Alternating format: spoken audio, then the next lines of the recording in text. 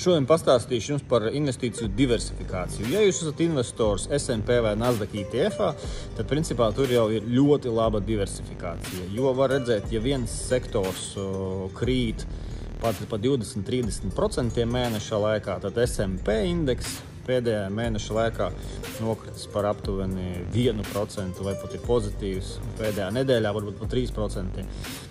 Bet, ja jums patīk spēlēties ar akcijām un gribat paši konstruēt portfeli, tad došu jums 10 ieteikumus. Vienā uzņēmumā derētu ieguldīt ne vairāk kā 10%. Vienā nozarē derētu ieguldīt ne vairāk kā 20%. Jo, piemēram, šobrīd nesen bija Artificial Intelligence kritiens, kur daži uzņēmuma akcijas nokrita pat par 20–30%, kur arī mans portfelis cieta, jo ļoti daudzas nozares ir saistītas ar šo jomu. Piemēram, elektrības ražotāji, datu centri, ventilācijas datu centriem, pakalpojumi, čipu ražotāji un programmatūras izstrādātājiem. Viss viena liela ķēdīte, kas dabūja pamatīgi iekšā. Trešais ir ģeogrāfija, jo šobrīd dēļ Trumpa idiotiskākajiem gājieniem, domāju, daļa naudas cirkulēs kaut kur citur.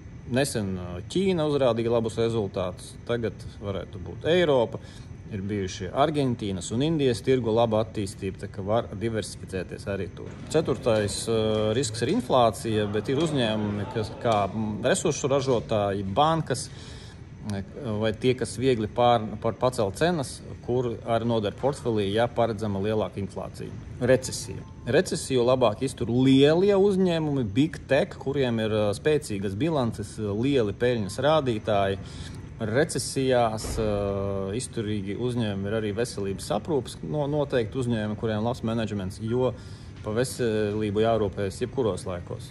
Bubble risks. Ir bijuši kredītu bubble, IT bubble, real estate bubble, tāpēc jāskatās, vai jūsu portfelis nav pārāk daudz šajos sektoros, kur varētu būt burbulis.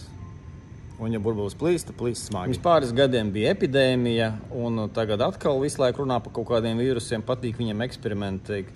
Tad epidēmijās labāk ir IT risinājumi, jo īpaši, kur var strādāt no mājām. Vēl ir cikli, kad ir augstas kredītu procentu likmes, tāpēc der diversificēties. Bankas ir ļoti labas, kad ir augsts kredītu procentu likmes, jo tās pelna, kā arī jāskatās, lai nebūtu pārāk daudz uzņēmumos, kuri ir finansiāli vāji un kuriem nav peļņas vispār, jo tad dārgie kredīti nopietni iesiet pa peļņu. Daudziem patīk un ļoti labi kaut kādu daļu portfelī ir dividendžu akcijas, jo tās tad nes regulāru ienākumu. Tur, protams, vēlams pirkt akcijas, kuras lēnām, bet tomēr aug katru gadu, un tādas ir vairākas, nevis kuras krīt, jo tad beigās tā naudas summa jums neko īpaši nepalielinās. Visbeidzot, bondi, fiksēta procenti, kuriem ir downside protection. Ja jūs gaidat bondus līdz beigām, tad jūs dabūsiet visu naudu atpakaļ un procentus, bet akcijas var nokristies, pamatsumma var būt mazāka nekā ieguldījāt. Nav obligāti, un tas ir grūti iespējami diversificēties, ņemot vērā visus šos aspektus. Un šādi perfekti diversificēts portfels varbūt arī neiedos maksimālu, optimālo atdevi, tāpēc var arī pielietot rotāciju. Kad jūs jūtat, ka tuvojas kaut kāda riski, tad veikt izmaiņas portfelī, lai tas vairāk atspoguļo risku aizsardzību.